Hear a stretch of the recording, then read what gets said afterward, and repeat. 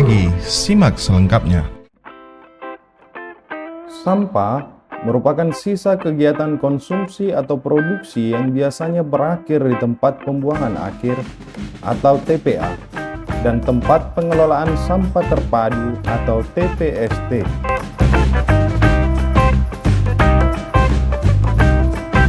Meskipun dijanjikan untuk diolah, faktanya kebanyakan sampah hanya dibiarkan menumpuk di lahan terbuka.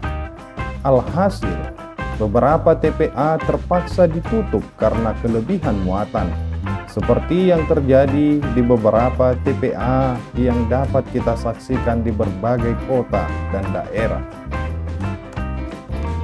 Belum lagi, permasalahan lingkungan yang dihasilkan oleh TPA dan TPST, seperti bau busuk, pencemaran air dan tanah, serta penyakit pernapasan dan kulit, menambah deretan panjang permasalahan tentang sampah.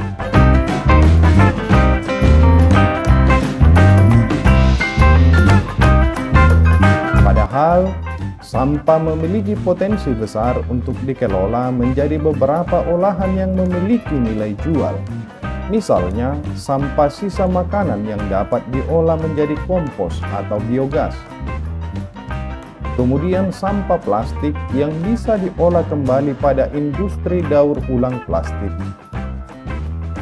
Dan yang terbaru adalah sampah yang dijadikan bahan bakar dalam pembangkit listrik tenaga sampah alias PLTSA.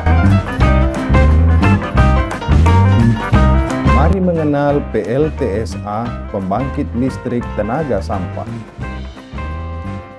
Konsep pembangkit listrik tenaga sampah sebenarnya hampir mirip dengan pembangkit listrik tenaga uap atau PLTU,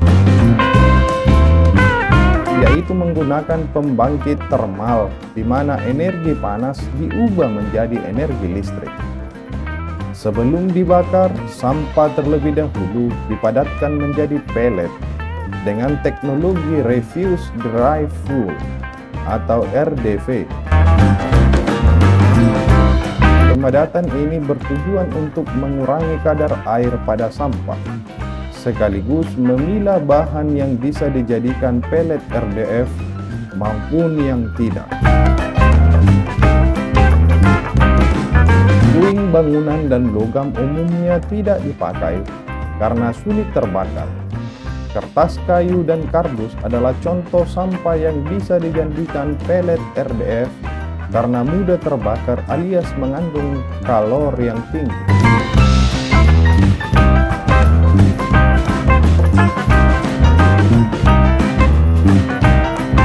Melansir dari Kompas, PLTSA dapat menghasilkan 12 MW listrik dengan pengelolaan 1000 ton sampah per hari. Selain dipakai sendiri, PLTSA juga membagi aliran listriknya kepada PLN sebanyak 9 MW yang dapat memenuhi kebutuhan listrik 5.885 rumah. Contoh di Swedia, negara pelopor pemanfaatan sampah menjadi energi. Telah lama dijuluki sebagai The World Green Country, yang dapat diartikan sebagai negara terhijau di dunia. Menurut laporan EarthORG, rata-rata negara dunia membuang 60% sampah di tempat pembuangan akhir. Sedangkan di Swedia hanya memiliki 1% sampah di TPA. Hal ini merupakan pertanda begitu efektif dan efisiennya pengelolaan sampah, sehingga tidak ada sampah yang terbuang di Swedia. Zero waste. Bagaimana pengelolaan sampah di Swedia? Swedia memulai pengelolaan sampahnya dari setiap rumah dan industri. Ya, dari rumah kamu sudah harus memisahkan sampah ke dalam beberapa kategori seperti sampah berbahaya, sampah yang bisa didaur ulang seperti plastik, kertas, dan kaca, sampah makanan, elektronik, baterai, dan yang lainnya. Pemerintah Swedia juga membangun stasiun penyetoran sampah yang berjarak hanya 300 meter dari pemukiman warga untuk memudahkan dan memastikan kepatuhan warganya dalam menyetor sampah. Sampah yang sudah dipisahkan ini nantinya akan disalurkan ke beberapa instalasi seperti sampah makanan yang akan diolah menjadi biogas, plastik dan kertas ke industri daur ulang, dan sampah biomas lainnya dijadikan bahan pembakaran di pembangkit termal untuk menghasilkan listrik. Keadaan ini memang sangat timpang jika kita bandingkan dengan Indonesia. Di sini penyetoran sampah dilakukan oleh petugas TPA yang tidak bisa dipastikan kapan datangnya dan menjangkau daerah di mana saja. Ya, masih banyak daerah yang tidak terjangkau petugas TPA dan terpaksa harus membakar sampah.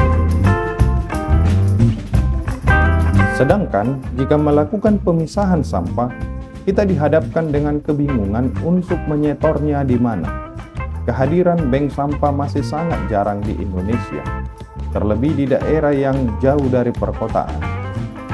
Alhasil, sampah kembali disatukan dan berakhir di TPA. Harapan kita untuk pemerintah, sudah saatnya bagi kita mencontoh Swedia dan negara lainnya yang memulai memanfaatkan sampah menjadi energi. Timbunan sampah yang mencapai 34 juta ton per tahun, kita menghasilkan berbagai macam produk olahan dari energi listrik, sekaligus menyelesaikan permasalahan tumpukan sampah di TPA dan TPST. Wahai pemerintah, yuk kita mulai bangun tempat penyetoran sampah yang terpilah dan mudah dijangkau warga. Perbanyak industri daur ulang plastik dan kertas untuk menekan jumlah sampah dan konsekuensi mikroplastik. Bangun PLTSA ramah lingkungan untuk menghasilkan energi listrik. Di teknologi sekarang, bukan tidak mungkin kita menyulap tumpukan sampah menjadi pundi-pundi rupiah. Semangat dan salam lestari.